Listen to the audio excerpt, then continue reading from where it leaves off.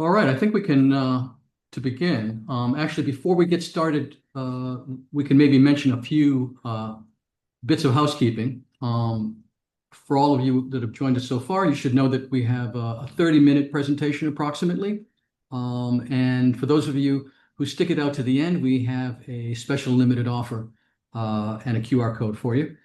Please leave your questions in the chat. We'll try to get to as many as we can, and we'll do all that probably at the end. If we don't manage to address your question, we'll be happy to email you with a response.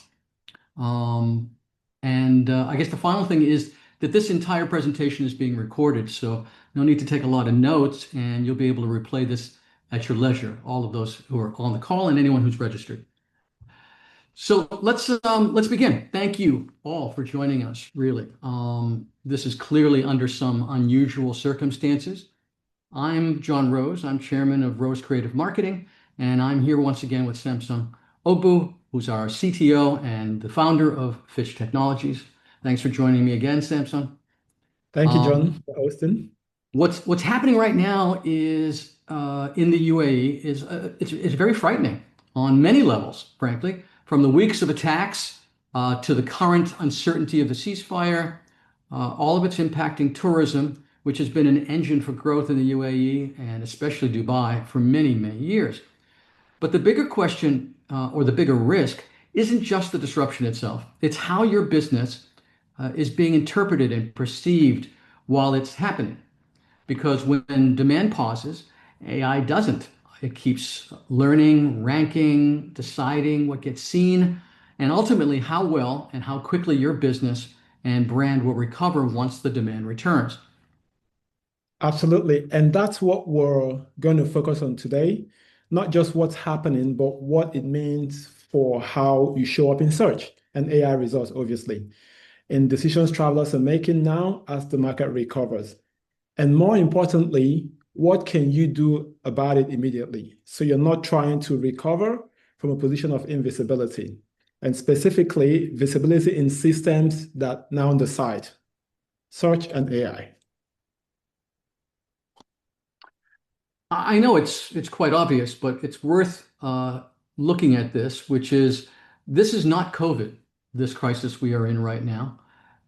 It looks familiar, but it really isn't. During COVID, the whole world stopped, not just us. Demand disappeared everywhere. Recovery was broad and simultaneous. And most relevant to today's discussion, AI wasn't a factor at all. So today, this disruption is regional. It's not global. It's happening to us, not to everyone else. Travelers are still moving, but they're choosing differently. Demand is shifting between destinations and businesses, but it's not disappearing. And most important, AI has become the dominant search experience and is shaping which brands get considered and which ones do not. Indeed. And that's changing the game completely. Today, AI overviews account for roughly 48% of all tracked Google queries, and that's up from about 31% last year. I would even argue that those numbers are higher today, and I'm sure some of you can attest to this from your discovery behavior. Oftentimes, we start our queries and searches on platforms like ChatGPT, Gemini, Claude, and so on and so forth. So the focus really shifting from just ranking to optimizing for visibility on these AI chat platforms. On the travel side, about 90% of travelers are now aware that AI can help them plan and book travel. And of those, about 63% use it for most, if not every trip. I can tell you that for myself, AI does all my travel planning. And today, we even have products in the market that have AI agents that not only do the discovery and search for you, they can actually complete transactions. And that kind of emphasizes what we're talking about today, which is that visibility in AI search is core to our business fundamentals more than ever before. AI search within those categories is uneven. I would argue that, especially in the restaurant space, about 78% of all restaurant searches are now surfaced as AI-generated responses before a single link is clicked. So recovery won't lift everyone. It would lift those that are visible in these AI tools. During COVID, availability determined recovery. Now, visibility determines who gets chosen. So, what does history tell us about what this recovery might look like? Travel disruptions feel catastrophic in the moment, but fortunately, they're not usually long term. When we analyze recovery periods across major international crises over time, including COVID in the UAE, 9/11 in the US, and everything else in between, numerous natural disasters, they generally follow the same pattern. And that means faster stabilization at the beginning. You can see this chart here. Faster stabilization followed by a slower full recovery, depending on the gravity of the crisis. In our case, early recovery will be regional. GCC countries traveling here first, short haul international travel from resilient travelers from countries like Russia and other CIS countries. Also, countries or source country markets that have strong family ties to the UAE, like India, Pakistan, Philippines, to some extent. The first gains will happen early and go to those who stay visible in these key markets and are easy to choose using AI. So we're in a period of short-term survival, but this could also create a problem of long-term damage. And let's explain that because that's sort of the crux of this presentation. All of the closures we're looking at, in some cases, the silence, the discounting, we've always known that these kinds of things can reduce margin and reduce brand value, but now we know that they also weaken your future position in AI search. What most operators do in a crisis, the reflex is to go quiet, to discount heavily, to cut PR and other marketing. But when the volume returns, it's going to return fast, and visibility and pricing power may not, especially when you're coming out of a period of heavy discounting. So you can't wait until the demand returns. You have to do a number of key things, which is maintain marketing, because faster recovery and share gain will result, and discounting damages long-term pricing. We should remember that recovery is sequential, and early demand, as I said, will be concentrated in GCC countries, CIS, Russia, etc. AI rewards recent credible visibility. It's very fickle. It only remembers the signals that are most recent, and no signals means no inclusion in the results. Also, reputation decays. Without reinforcement, the silence weakens trust. So if you're not focusing on delivering new signals into the marketplace, AI will avoid you. If you go dark or discount too heavily, you lose positioning. Competitors gain against you, and AI learns them instead. AI rankings are resetting now while this is all happening. So it's not waiting for the crisis to be over. Absence today means invisibility tomorrow. So again, what feels like survival behavior is actually repositioning your brand, probably negatively. Indeed. Let's look at what data shows us from studies and research online. We know that brands that maintain marketing grew faster. We know that discounting slows price recovery. Oftentimes, when you discount too heavily, customers get accustomed to discounted prices, and your standard pricing is perceived as expensive. Even worse, without proper messaging and structure, you disappear completely from the data set. Like John mentioned earlier, often all of these AI crawlers and chatbots prioritize recent content from credible sources. So if you're not controlling the narrative with the type and quality of media you're earning in the right reputable sources, chances are you're not getting cited in those results. So trust is built through ongoing visibility and consistency. So you want to have a strategy that regularly puts out narrative that shapes how you want to be cited in this AI results. And like John mentioned earlier, if you go quiet, AI replaces you completely, and your competitors often get runway because early visibility equals disproportionate share of voice. So you're not just managing a downturn. That's a critical mind shift we should pay attention to. You're actually training these systems that will decide your recovery. So the strategy you have in place today for earning media, for structuring data to get cited in the right context goes a long way in determining how your recovery journey would look like as demand picks up post the situation. Let's step back a bit and look at how search is evolving.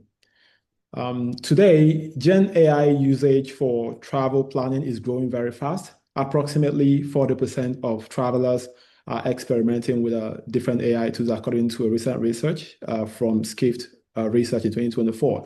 And since then, there's been a plethora of AI agents that can actually not only do the discovery, but actually do decision making and complete transactions. So that's huge.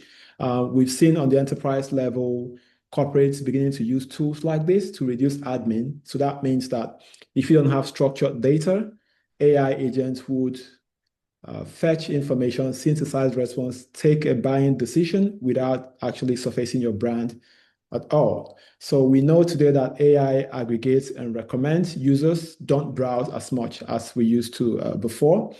According to a research by Expedia and Microsoft, about 50% of users rely on AI-generated and platform-curated recommendations. So increasingly, where consumers are defaulting to using AI to do the heavy lifting and just go with the recommendations and options presented with these AI tools.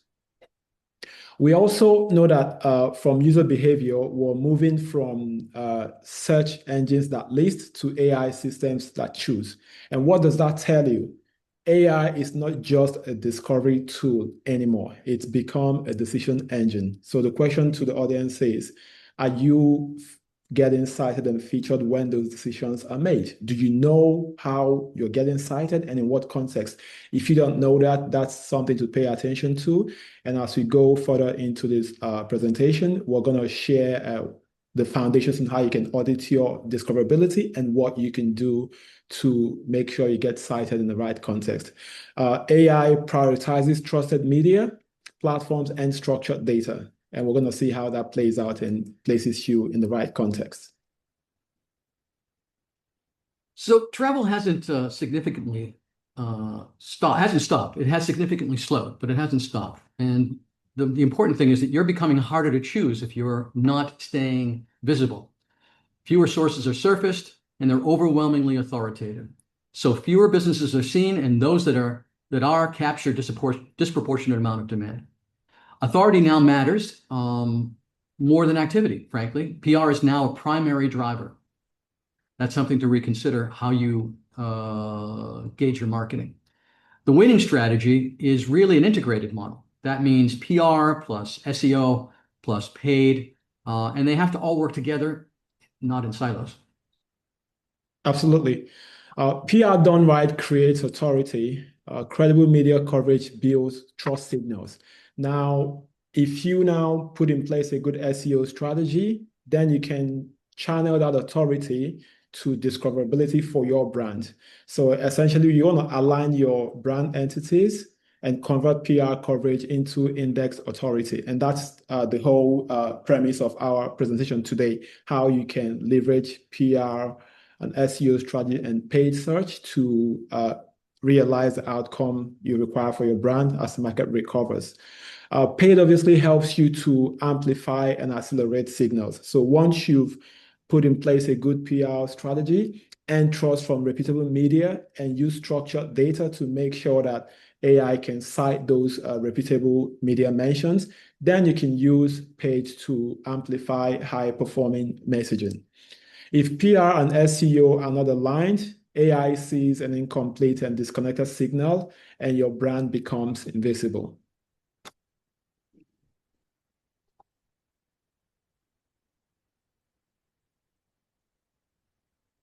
Let's look at how AI ranks information sources.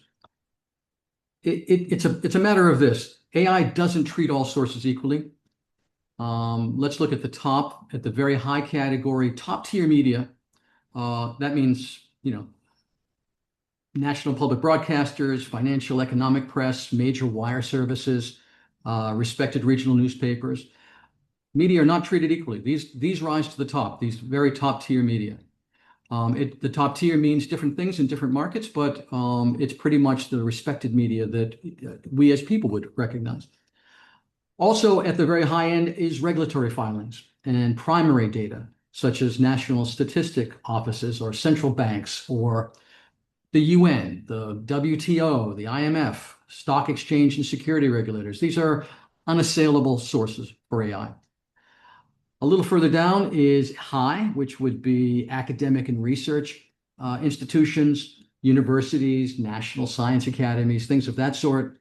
Also, industry analysis and consultancies, global management consultants, PwC, people like that, their research arms in particular, specialist sector research firms, international intelligence providers. These are the things that rank very, very high with AI. And if you look at the bottom left of the page, so sources like industry databases, directories, and so on, while still relevant, they tend to send moderate signals. So they tend to rank or get cited less frequently, but they are still relevant. So it's still key to get cited in relevant industry directories and databases for your industry.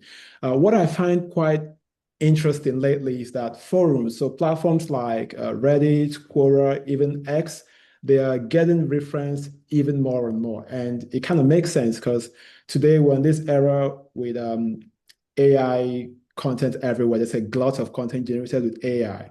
So first-party data sends better trust signals. So when you have consensus around a topic on any of these forums, it tends to get cited more frequently in AI responses. So the question I ask the audience is, do you monitor your brand mentions across this platform? Do you try to moderate how you're positioned in these platforms?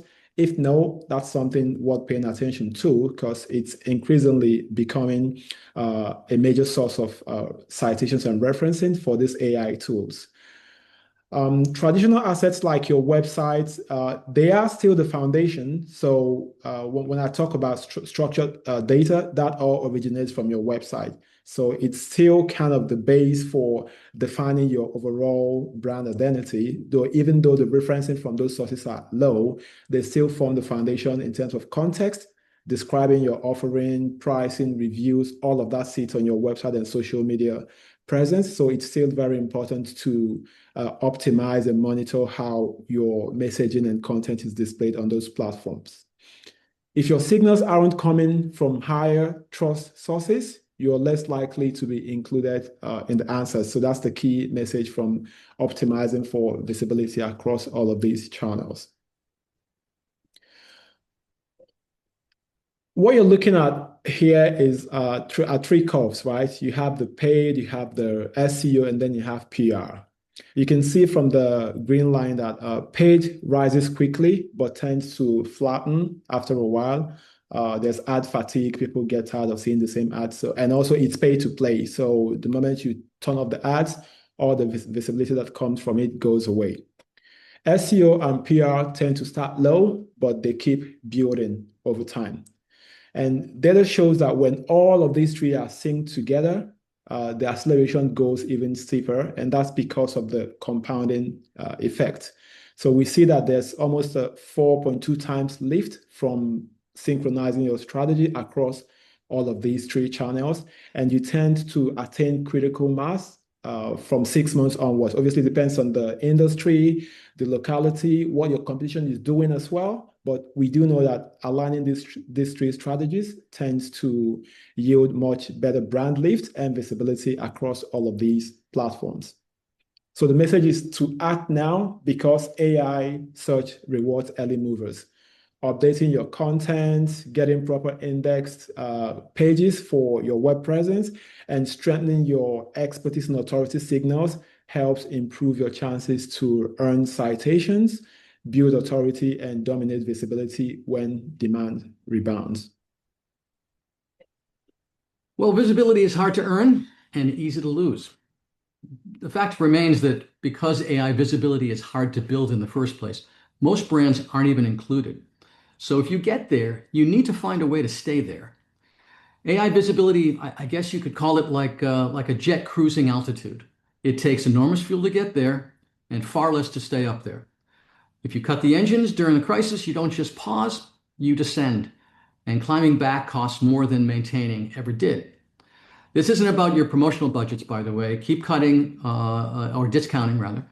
Keep cutting if you need to. This is about maintaining the baseline presence that tells AI you still exist, that you're still relevant, and that you're still worth recommending, more importantly. If you go quiet and AI doesn't wait for you, it basically replaces you.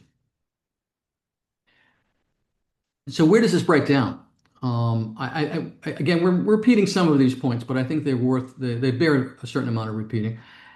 AI visibility can't really be built or maintained in half measures. You really have to be in it all the time. Consistency is a really important element. And this is where a lot of organizations fail because they don't link all these things together. PR without structure doesn't get picked up by AI. SEO without PR lacks authority. Social and paid basically just amplifying noise as far as AI is concerned if the core narrative rather is wrong. And teams or agencies operating in silos are completely ineffective when it comes to AI searchability. It's this integrated strategy that really is the most important.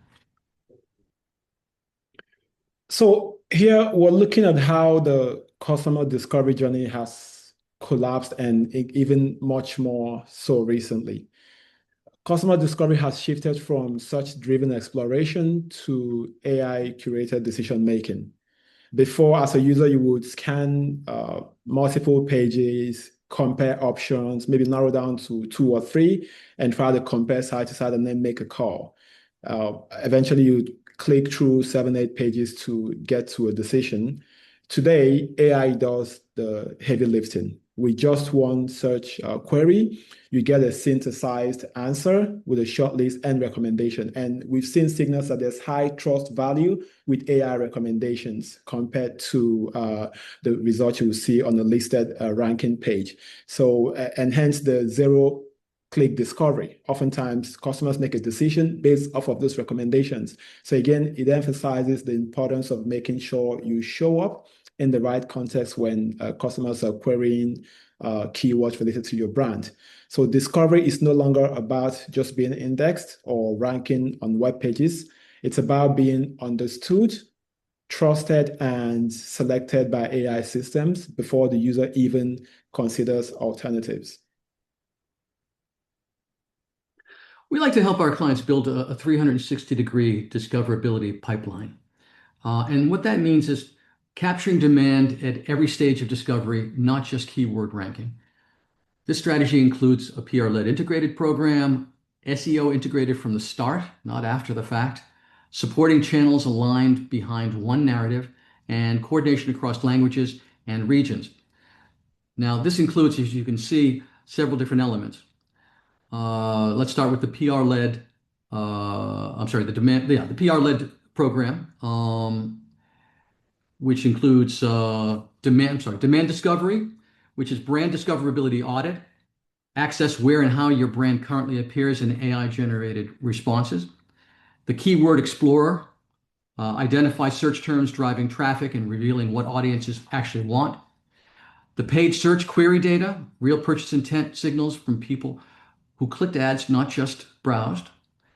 And then we get to the PR-led strategy, which is create topic clusters, which is basically grouping related content around a core theme or themes to signal some topical authority to both search engines and to the AI models. We also need to optimize entities. That means ensure people, places, products, and concepts associated with your brand are clearly promoted and consistently named across the web. Publish authoritative resources. Produce reference-worthy content that other sites and AI training data will cite versus the generic content that everybody's putting out. And finally, support the PR narratives. That means to align content strategy with earned media campaigns so that coverage and owned content reinforce each other. Absolutely. And you obviously want to align all of these with your SEO strategy by testing messaging themes, validating keyword intent, and optimizing for high conversion queries. So imagine queries around pricing or specific dates. These are high intent signals that you want to optimize for, so that when customers are searching queries around those keywords, you're actually getting cited and visible as the options they can select from.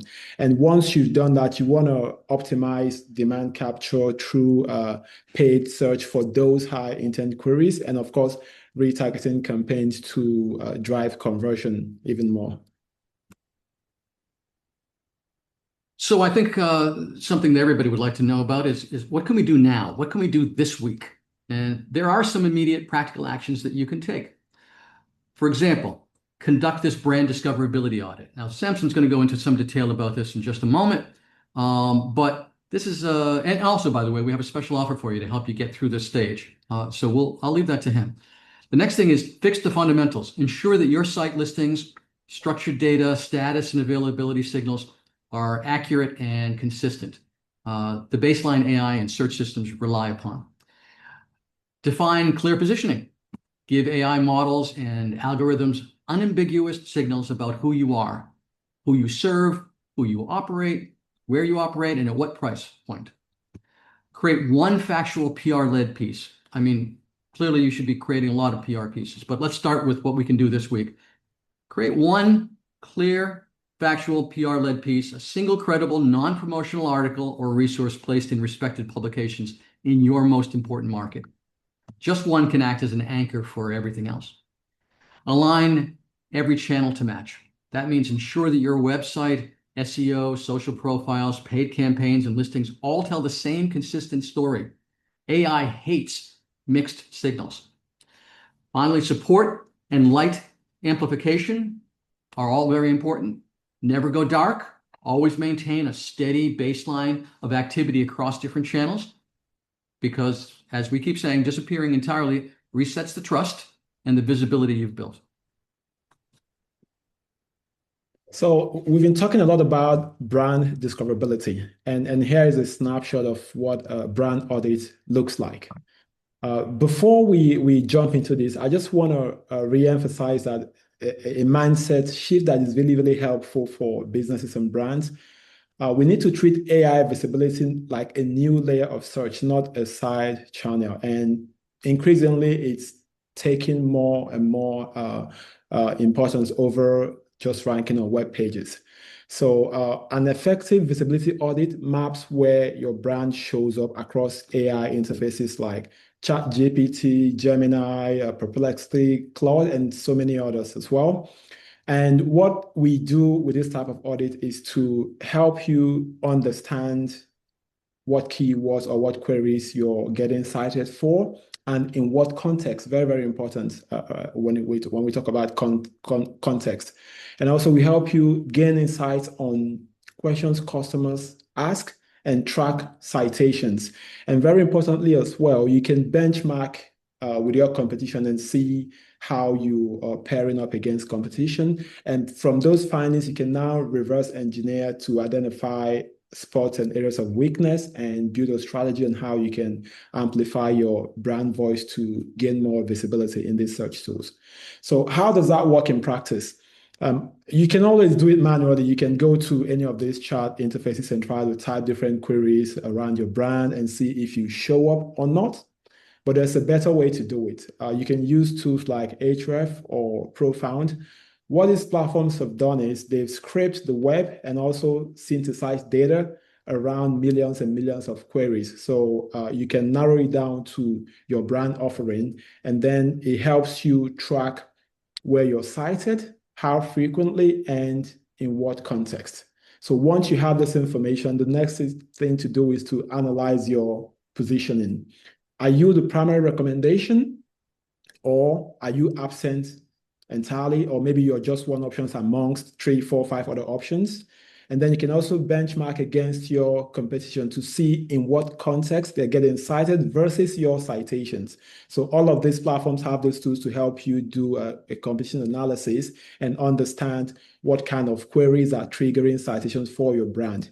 And very importantly, where are those citations coming from? So we've talked a lot about earning PR coverage in reputable media. We see that highly reputable media tends to be the primary source of citations for a lot of queries. So with this type of audit, you understand where these citations are coming from and across different search queries.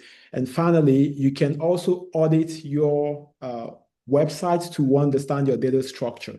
As I'm going to show in the next slide, we look at website visually, but crawl engines and AI bots look at code. So is the content and data on your website structured for AI to understand and get the right inference from it?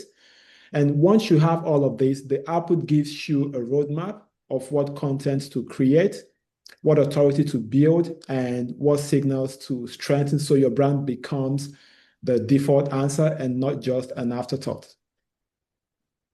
And just one more point I wanted to bring up to emphasize the importance of AI discoverability before we move on to the data structure. Recently, some of you might be aware of this, Google launched a tool called Ask Maps. It's currently launched already in the US and in India, and slowly they are rolling out in other parts of the world. What this tool does is you can ask Maps specific questions like the type of dining experience you want and the cuisine and pricing, and it can just surface the exact recommendation with the name of the restaurant, location, their pricing information, and directions to get there. And how does that work?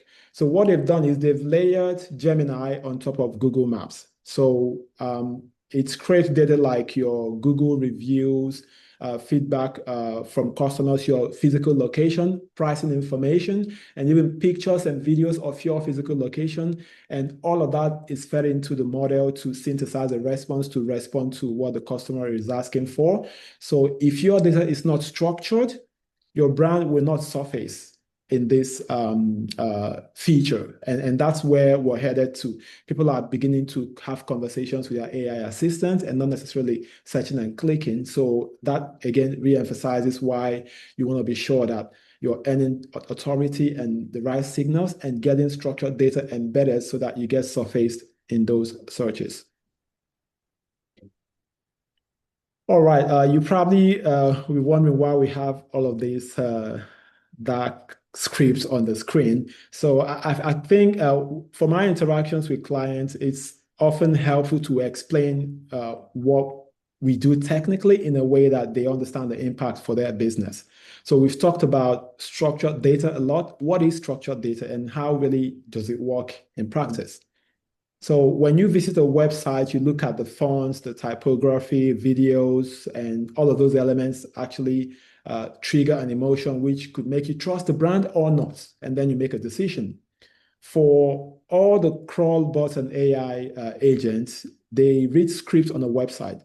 These crawl bots crawl millions and millions of websites every day. So for every particular website, they have a limited crawl budget. If they are not able to understand and contextualize the content on the page, they quickly move on to the next one and so on and so forth. And that's why it's become important to structure the data and content on your web page to make it easy for these crawlers to understand the content and fetch it in the right context for the right queries. There are three data types I think are the most important when it comes to structuring data for AI visibility. The first one is the robots.txt file.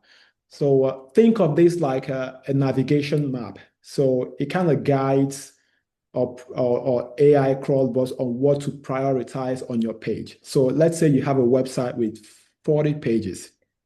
You don't want the important page on your site to be the 35th or 40th one that the AI bot crawls, because that means that it probably is not going to fetch response from it. So you want to prioritize and guide this crawl bots to the most important information. So whether it's the description of your offering, your rates, or your location, and that's what robots.txt helps you do. It helps you guide and prioritize the pages you want to be indexed first before other pages.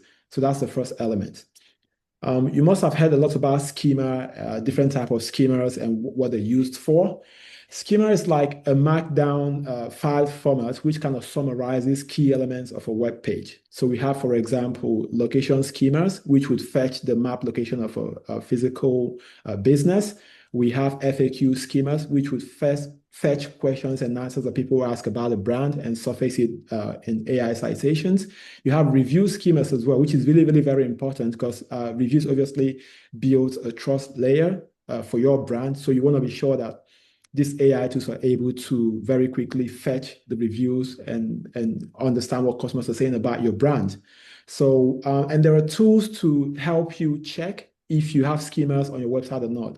If you go and look up Google Rich results, you can just plug in your URL and it'll show you the data structures and schemas you have. And that becomes a base for you to understand what you need to fix. You can always work with your developer to write schemas that are missing and inject in your website. The third one, which is becoming increasingly important, is the LLMs.txt file. So think of this as a way to preempt the citation.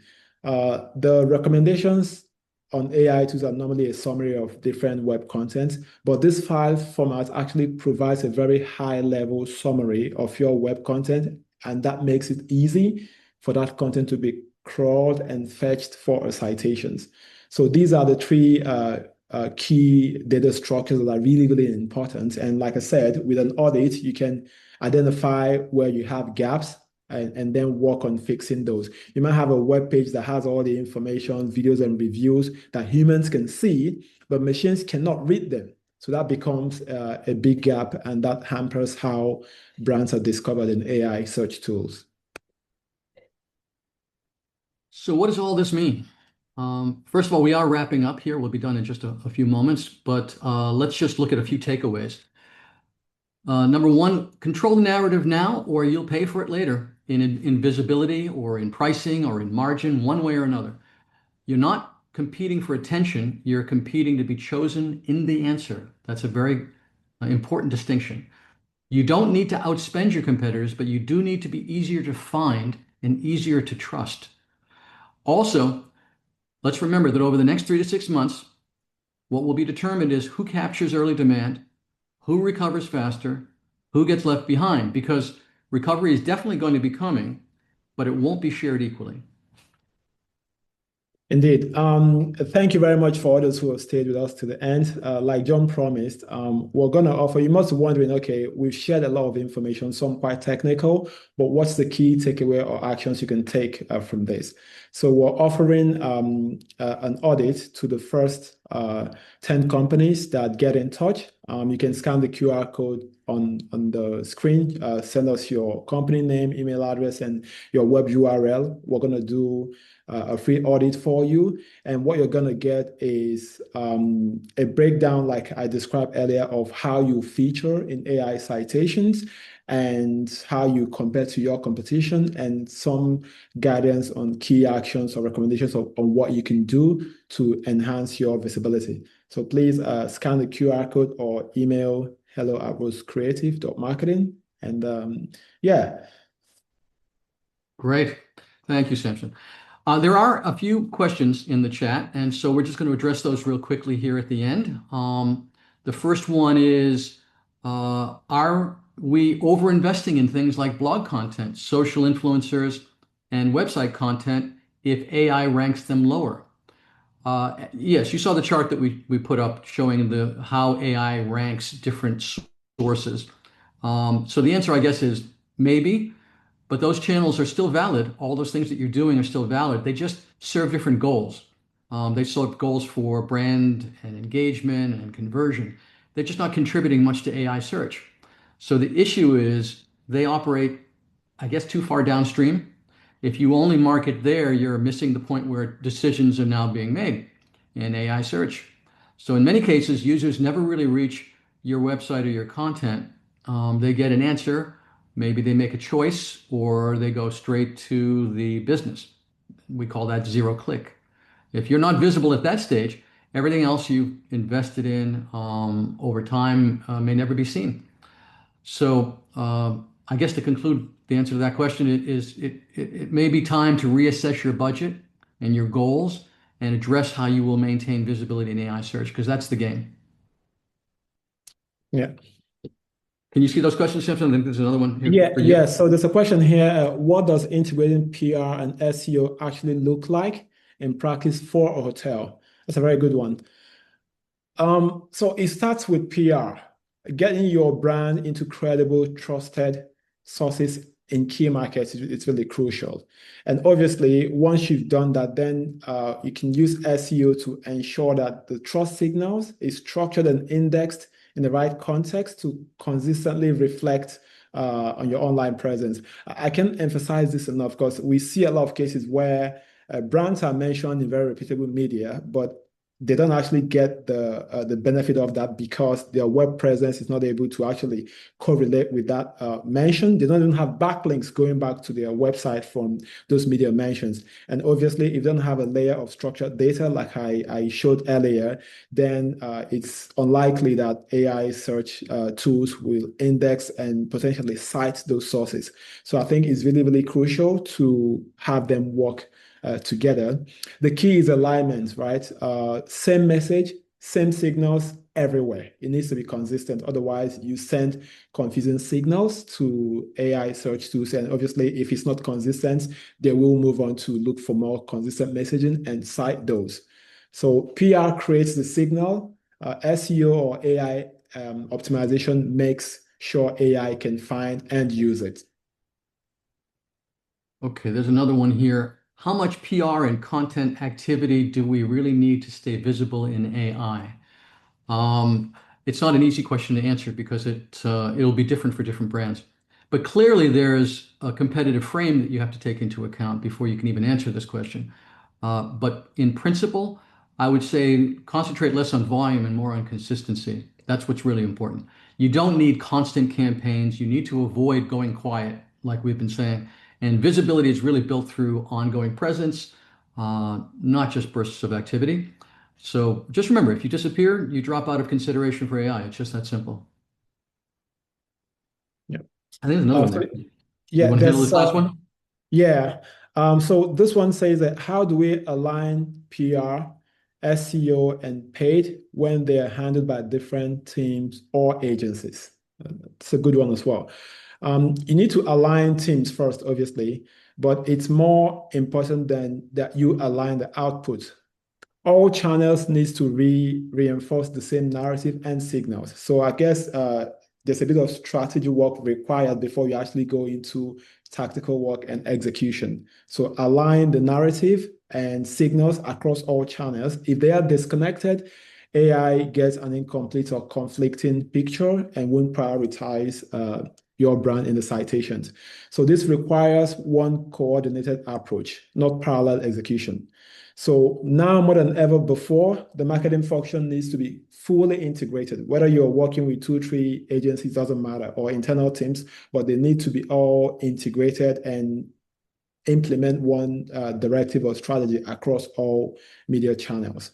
Someone or some team at clients needs to be the steward or the brand guardian who ensures that there's consistency in messaging across all of these channels, from PR to your SEO strategy to your paid strategy. So that alignment is what can almost guarantee that you and AI search, your AI visibility is not compromised. If the signals don't match, AI ignores them. I think that's the message here. Thank you. Thank you, Samson. And thank you all for joining us for this edition of PR for Robots on the special hospitality session. And we look forward to seeing you all next time. Thank you very much. Have a good day, everyone.